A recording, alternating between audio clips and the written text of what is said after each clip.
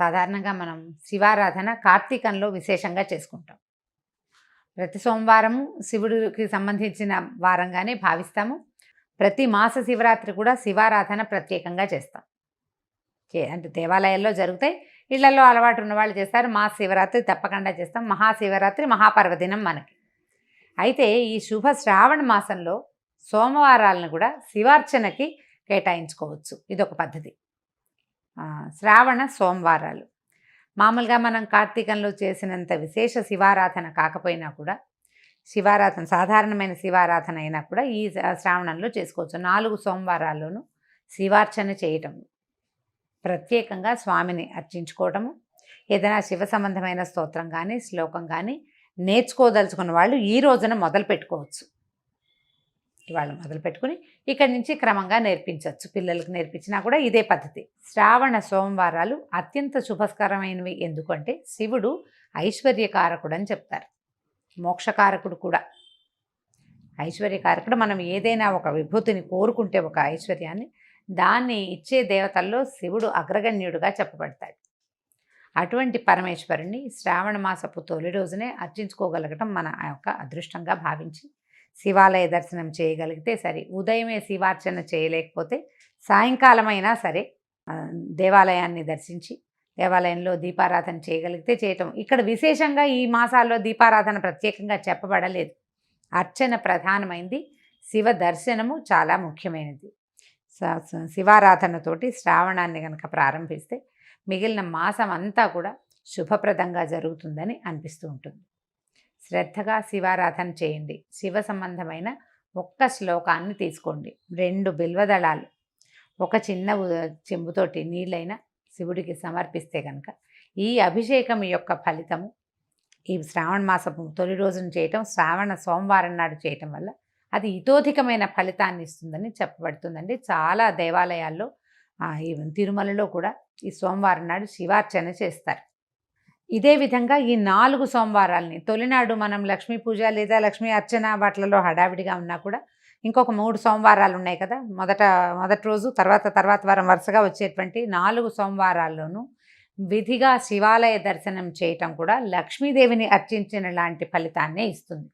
ఒకవేళ వ్రతము అది చేసుకోలేని వాళ్ళు, అలవాటు లేని వాళ్ళు శివారాధన చేసుకోవచ్చు. శ్రావణ మాసంలో 4 సోమవారాల్లోనూ దేవాలయ దర్శనం చేయటం, పరమేశ్వరుడికి అభిషేకం చేసిన అభిషేక తీర్థాన్ని తీసుకోవటం, స్వామివారిని నందీశ్వరుడి మీదుగా లింగ స్వరూపాన్ని దర్శనం కనుక చేస్తే విశేషమైన ఫలితం ఇస్తుంది. ఈ రోజుల్లో తీర్థయాత్ర కూడా చాలా ఫలితాన్ని ఇస్తుందని చెప్పబడుతోంది. కానీ మన పరిస్థితులంతా అనుకూలంగా లేవు కాబట్టి సమీపంలో ఉన్న ఏ శివాలయాన్నైనా దర్శించండి. అయితే మనం సాధారణంగా అందరూ చేసేదేనండి, మన ఊళ్ళో ఉన్న గుళ్ళని వాటిని వదిలిపెట్టేస్తాము, ఏదో ఒక గుడి చూస్తాం అంతే. సాధారణంగా యాత్రలకు వెళ్ళాలని భావిస్తాం. అలా కాకుండా మన ఊరిలో మనం అసలు చూడని శివాలయాలు ఏవైనా ఉన్నాయేమో కనుక్కొని అక్కడికి వెళ్ళి దర్శనం చేయండి. అది అమోఘమైన ఫలితాన్ని ఇస్తుంది. మనం ఉన్న ఊళ్ళో ఉన్నటువంటి దేవాలయాల్ని దర్శనం చేయకుండా మనం కాశీ రామేశ్వరం వెళ్ళినా కూడా ఫలితం లభించదు. ఇక్కడది చూడాలి తప్పకుండా. పరిసరాల్లో ఉన్నది శివాలయ దర్శనం చేయాలి. శ్రావణంలో తప్పకుండా ఒక శివాలయ దర్శనాన్నైనా ప్రయత్నం చేసి చూడండి. దీనివల్ల ఐశ్వర్యప్రదుడుగా ఉండేటువంటి పరమేశ్వరుని కటాక్షం తప్పక లభిస్తుంది. ఇప్పుడు మనకి ఆరోగ్య లక్ష్మి లేదు, చాలా అవస్థగా ఉంది. ప్రజల్లో చాలామందికి ధనలక్ష్మి ఇది కూడా లేక బాధపడుతున్న వాళ్ళు ఉన్నారు.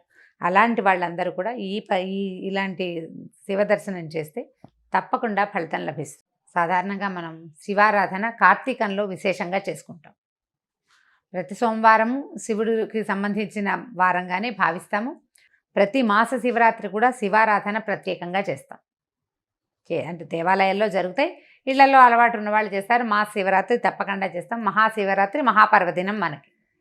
అయితే ఈ శుభ శ్రావణ మాసంలో సోమవారాలను కూడా శివార్చనకి కేటాయించుకోవచ్చు. ఇదొక పద్ధతి. శ్రావణ సోమవారాలు మామూలుగా మనం కార్తీకంలో చేసినంత విశేష శివారాధన కాకపోయినా కూడా, శివారాధన సాధారణమైన శివారాధన అయినా కూడా ఈ శ్రావణంలో చేసుకోవచ్చు. 4 సోమవారాల్లోనూ శివార్చన చేయటం, ప్రత్యేకంగా స్వామిని అర్చించుకోవటము, ఏదైనా శివ సంబంధమైన స్తోత్రం కానీ శ్లోకం కానీ నేర్చుకోదలుచుకున్న వాళ్ళు ఈ రోజున మొదలు పెట్టుకోవచ్చు. ఇవాళ మొదలు పెట్టుకుని ఇక్కడి నుంచి క్రమంగా నేర్పించవచ్చు. పిల్లలకు నేర్పించినా కూడా ఇదే పద్ధతి. శ్రావణ సోమవారాలు అత్యంత శుభస్కరమైనవి. ఎందుకంటే శివుడు ఐశ్వర్యకారకుడు అని చెప్తారు, మోక్షకారకుడు కూడా.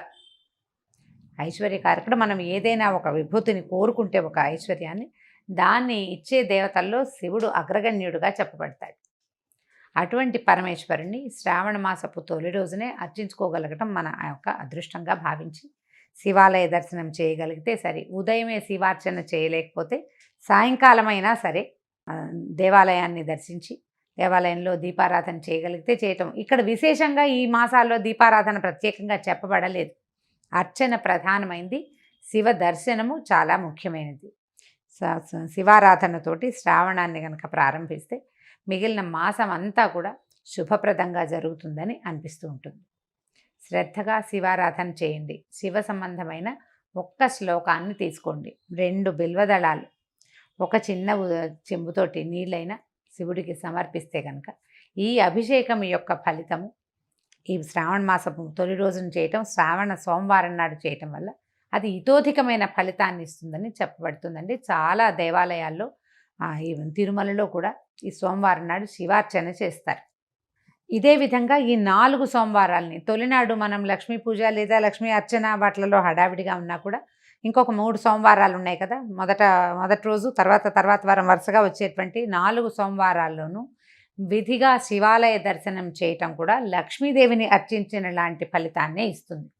ఒకవేళ వ్రతము అది చేసుకోలేని వాళ్ళు, అలవాటు లేని వాళ్ళు శివారాధన చేసుకోవచ్చు. శ్రావణ మాసంలో 4 సోమవారాల్లోనూ దేవాలయ దర్శనం చేయటం, పరమేశ్వరుడికి అభిషేకం చేసిన అభిషేక తీర్థాన్ని తీసుకోవటం, స్వామివారిని నందీశ్వరుడి మీదుగా లింగ స్వరూపాన్ని దర్శనం కనుక చేస్తే విశేషమైన ఫలితం ఇస్తుంది. ఈ రోజుల్లో తీర్థయాత్ర కూడా చాలా ఫలితాన్ని ఇస్తుందని చెప్పబడుతోంది. కానీ మన పరిస్థితులంతా అనుకూలంగా లేవు కాబట్టి సమీపంలో ఉన్న ఏ శివాలయాన్నైనా దర్శించండి. అయితే మనం సాధారణంగా అందరూ చేసేదేనండి, మన ఊళ్ళో ఉన్న గుళ్ళని వాటిని వదిలిపెట్టేస్తాము, ఏదో ఒక గుడి చూస్తాం అంతే. సాధారణంగా యాత్రలకు వెళ్ళాలని భావిస్తాం.